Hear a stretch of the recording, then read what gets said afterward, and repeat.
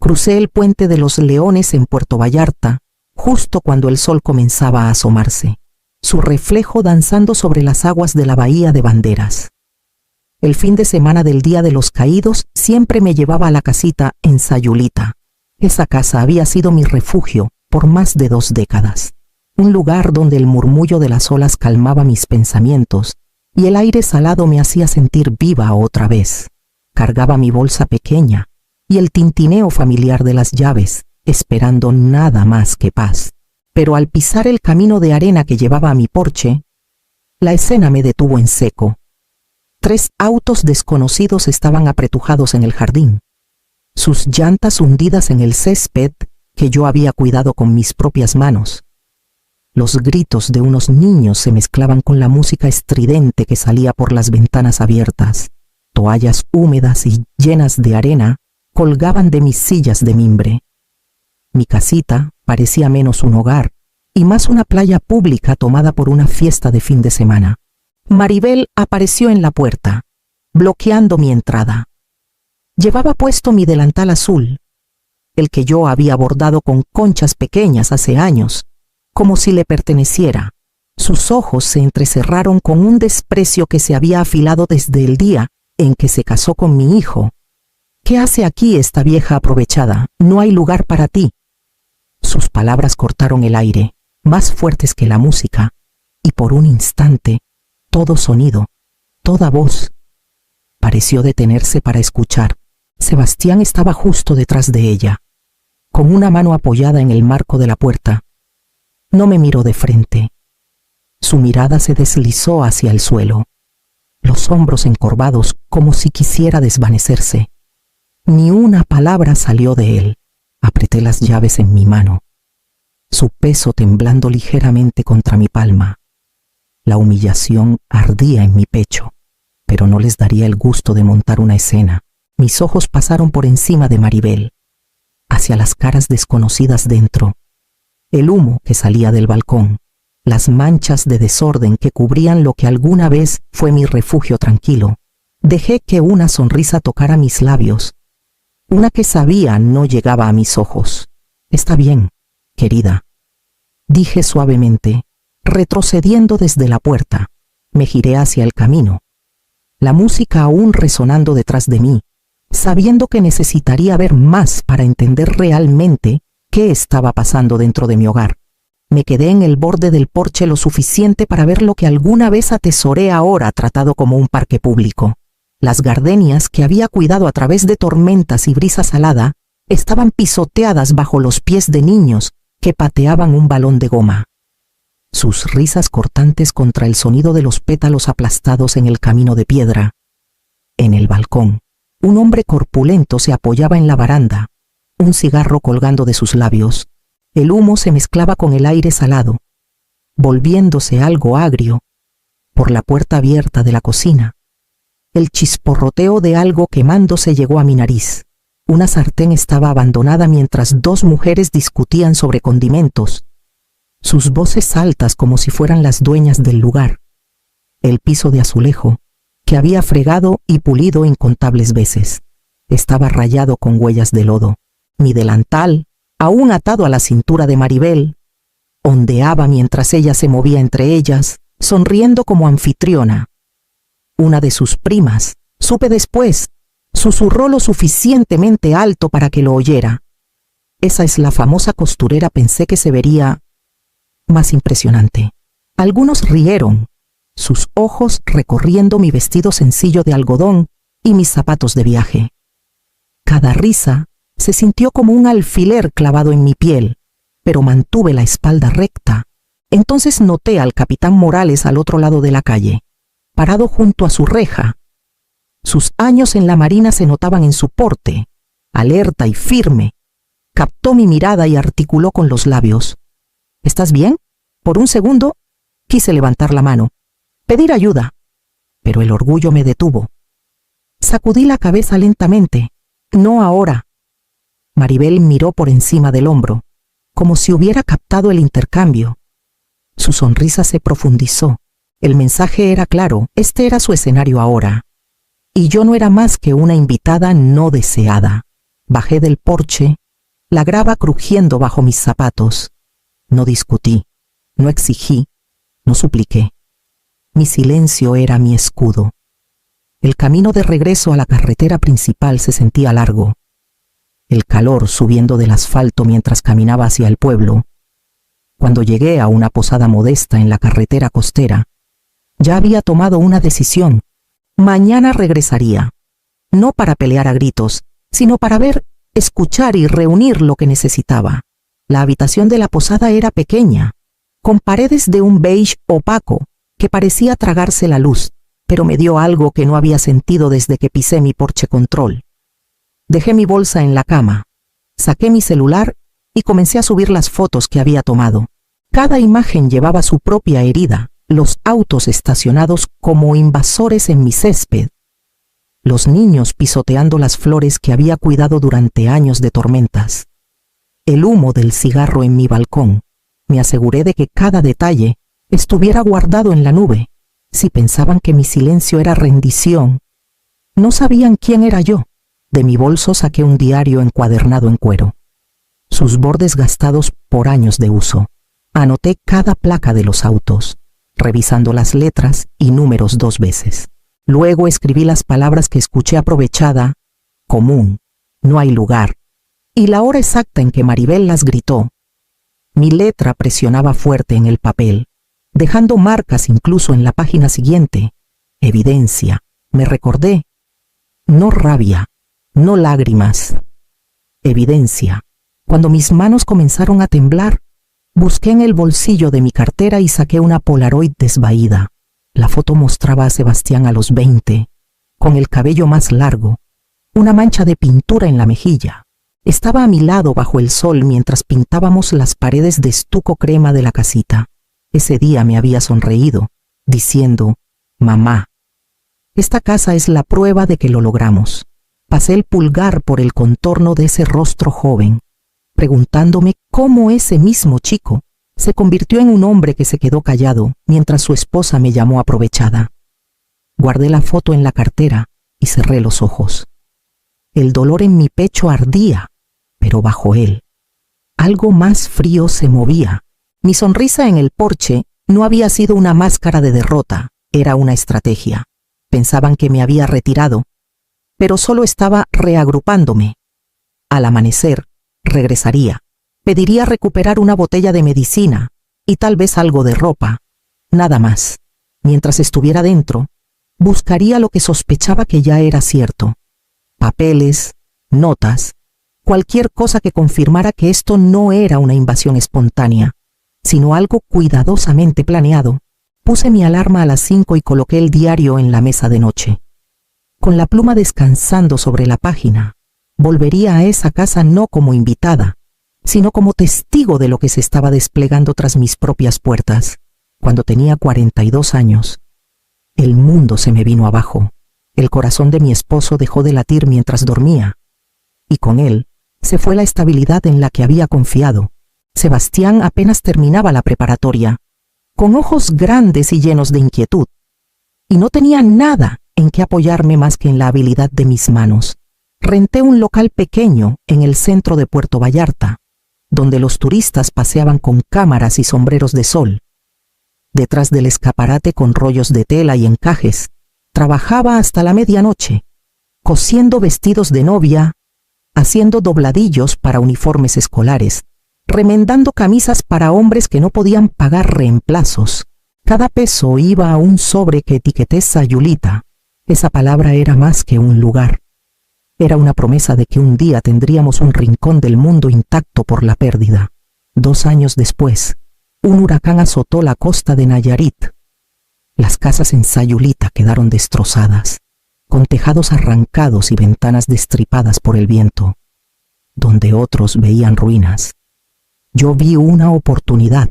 Compré un terreno pequeño, dañado por la tormenta, barato porque nadie quería arriesgarse a construir tan cerca del mar.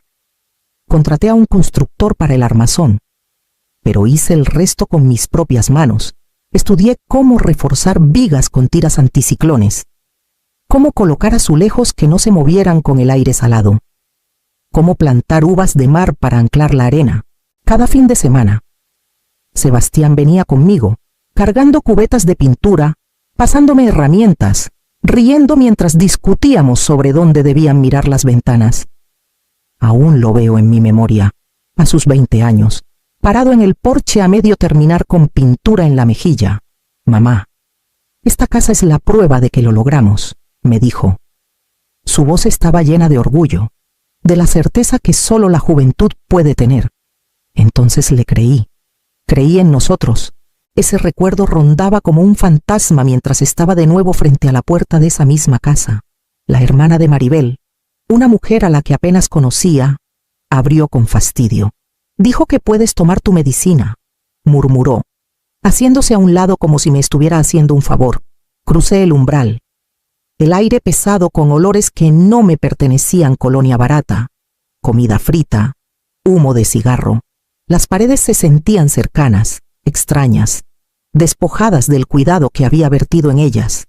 Era como si la casa misma ya no me reconociera. Mis pasos resonaron sobre los azulejos opacos por la mugre y me preparé para lo que encontraría arriba. Subí las escaleras con una calma deliberada, aunque mi pecho se apretaba con cada paso. La casa ya no sonaba como mía. En lugar del crujido familiar de la madera y el susurro lejano de las olas por las persianas abiertas, había murmullos de voces desconocidas, el arrastre de pies descuidados, el zumbido de un televisor demasiado alto en la habitación equivocada. Cuando abrí la puerta de mi recámara, el aire se me escapó. Mi ropa estaba metida en bolsas negras de basura, apiladas en un rincón como donaciones esperando una camioneta. 2 niños que no reconocí estaban desparramados en mi cama, enredados en el edredón que cosí a mano después de que Sebastián se fue a la universidad. Dormían profundamente, ajenos, con los tenis puestos, dejando rayas de arena en la tela. La puerta del baño estaba entreabierta. Entré y retrocedí al ver manchas de tinte negro para cabello corriendo por el lavabo de porcelana. Mis toallas, antes blancas con bordados azules, estaban hechas bola en un rincón, manchadas sin remedio. Era como entrar en la cáscara de un hogar destripado y usado por extraños. Estabilicé mi mano. Saqué mi celular del bolso y comencé a fotografiar todas las bolsas, la cama, el lavabo manchado de tinte. Cada foto se sentía como una puntada, tejiendo la prueba de lo que habían hecho. Mis manos temblaban, pero las obligué a quedarse quietas. Los cajones estaban entreabiertos. Con el contenido revuelto, busqué la caja de terciopelo donde guardaba los aretes de perlas de mi madre y el reloj de oro que mi esposo usaba todos los días de nuestro matrimonio. La caja estaba de lado, vacía.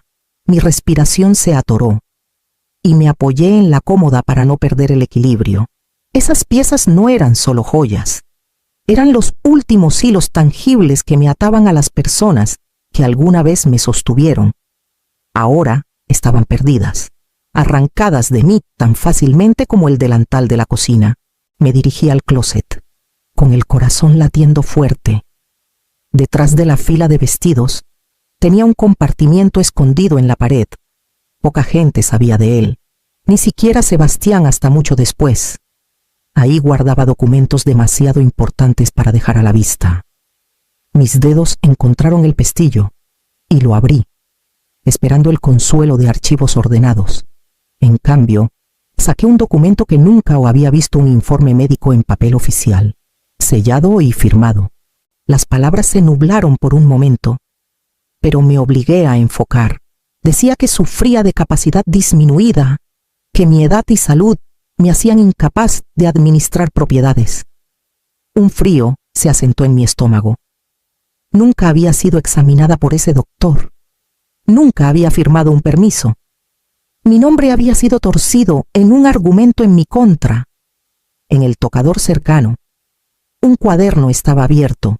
La letra era de Maribel, con los rizos y florituras que había visto en tarjetas de cumpleaños para los niños. En la parte superior de la página había un nombre que no reconocí al principio, pero luego entendí con claridad un abogado local. Notas en el margen decían transferencia de escrituras y reclamo de capacidad. Metí el informe y el cuaderno en mi bolso, mi pulso estabilizándose con propósito. Esto no era un malentendido, era un plan. Me giré hacia la puerta, sabiendo ya que necesitaría aliados más allá de mi propia fuerza. A la mañana siguiente, manejé por la carretera costera hacia Guadalajara, con el sol brillando fuerte contra mi parabrisas. Mis manos apretaban el volante más de lo que notaba. Los documentos robados y el cuaderno en mi bolso como piedras pesadas a mi lado. Me detuve primero en el banco, un lugar donde había entrado tantas veces que los cajeros me conocían por mi nombre. El gerente, el señor Vargas, me recibió con una expresión preocupada después de que le expliqué lo que necesitaba. Pedí una carta que confirmara mis décadas manejando cuentas sin ayuda. No hizo muchas preguntas. Solo alzó las cejas cuando mencioné un reclamo fraudulento de capacidad disminuida. En minutos. Imprimió el documento en papel oficial y lo firmó. Me lo entregó como si me pasara un escudo.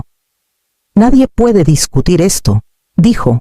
Le agradecí, guardando el papel en mi carpeta con la sensación de estar juntando una armadura. De ahí, manejé hacia Guadalajara. El camino zumbando bajo mis llantas mientras ensayaba lo que diría. La abogada, recomendada por un colega del capitán Morales, tenía fama de ser aguda e implacable. Cuando conocí a Jimena Torres, era exactamente eso: alta, serena, con ojos que parecían medir todo a la vez. Puse las fotos, el informe fraudulento y el cuaderno sobre su escritorio pulido. Escuchó en silencio, su pluma moviéndose rápido sobre un bloc. Tras una larga pausa, levantó la vista. Señora Calderón, lo que su nuera está intentando no solo es cruel, sino criminal. Delineó una estrategia con precisión cortante. Primero, presentaríamos una declaración jurada de propietario con el sheriff del condado, buscando la remoción expedita de ocupantes ilegales. Segundo, un reporte policial documentaría las perlas y el reloj robados. Tercero, una queja formal ante la Junta Médica del Estado abordaría la carta falsa de capacidad, exponiendo al doctor que la firmó. Finalmente, solicitaría al tribunal una orden temporal para bloquear cualquier intento de interferir con mi propiedad. Era un mapa, claro y formidable. Por primera vez en días, sentí el suelo firme bajo mis pies, pero Jimena no me dejó ir sin una advertencia. El alivio rápido es posible, dijo con voz firme, pero debes entender esto una vez que avancemos. No hay vuelta atrás. Esos lazos, ya desgastados, no se repararán fácilmente. Puedes recuperar tu casa, pero perderás la lealtad de tu hijo para siempre. Sus palabras cayeron como plomo, pero asentí. Él eligió su bando cuando se quedó callado. Firmé el acuerdo de representación, puse mi pluma cuidadosamente en mi bolso y me preparé para el siguiente paso. La ley hablaría donde mi voz había sido ignorada. El martes amaneció caluroso y pesado, con ese calor de Nayarit que se pega a la piel antes de que el día comience. Estacioné detrás del auto de Jimena y vi a 2 oficiales salir de su patrulla, con cámaras corporales parpadeando en rojo. Un cerrajero traía una caja pequeña de herramientas y el notificador llevaba una carpeta gruesa de papeles. Mi estómago se apretó, pero me estabilicé. Maribel ya estaba en el porche cuando nos acercamos. Su voz chillona. «Mi esposo me dio permiso», gritó, señalándome como si yo fuera la intrusa. Los niños apretaban sus rostros contra la ventana detrás de ella, con ojos muy abiertos.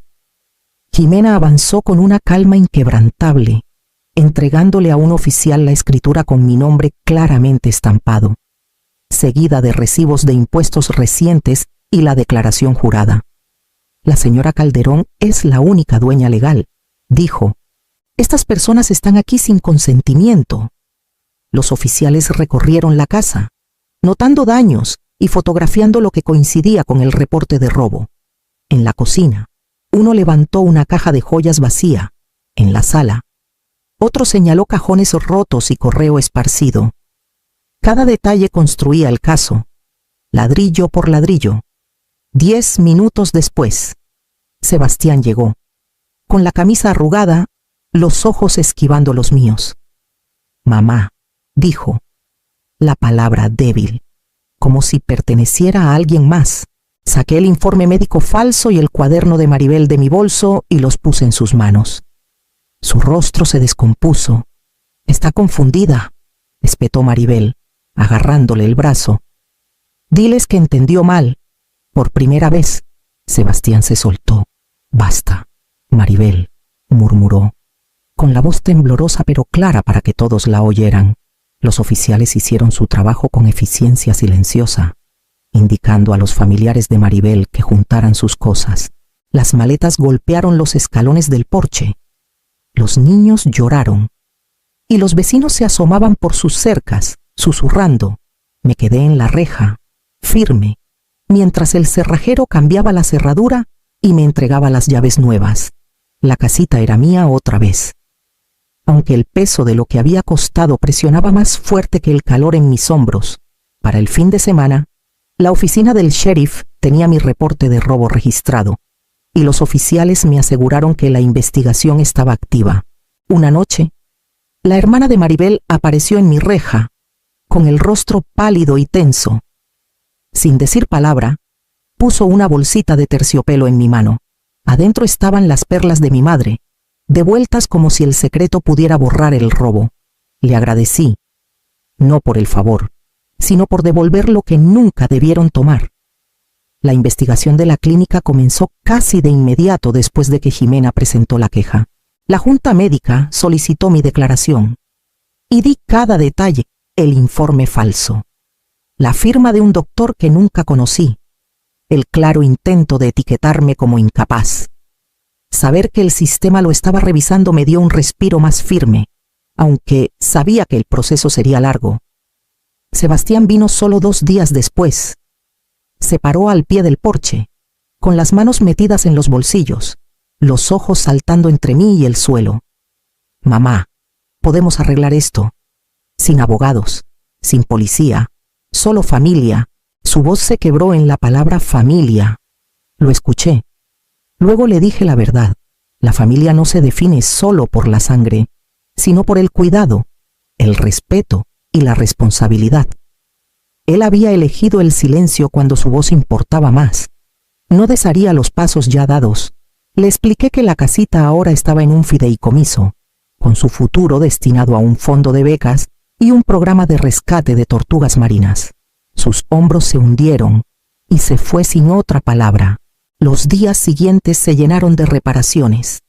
Nuevas cerraduras, cámaras en los aleros, persianas anticiclones ajustadas contra el viento salado. El capitán Morales me ayudó a replantar las gardenias. Sus manos firmes empujando la tierra de vuelta, como si me recordara que las raíces pueden asentarse de nuevo.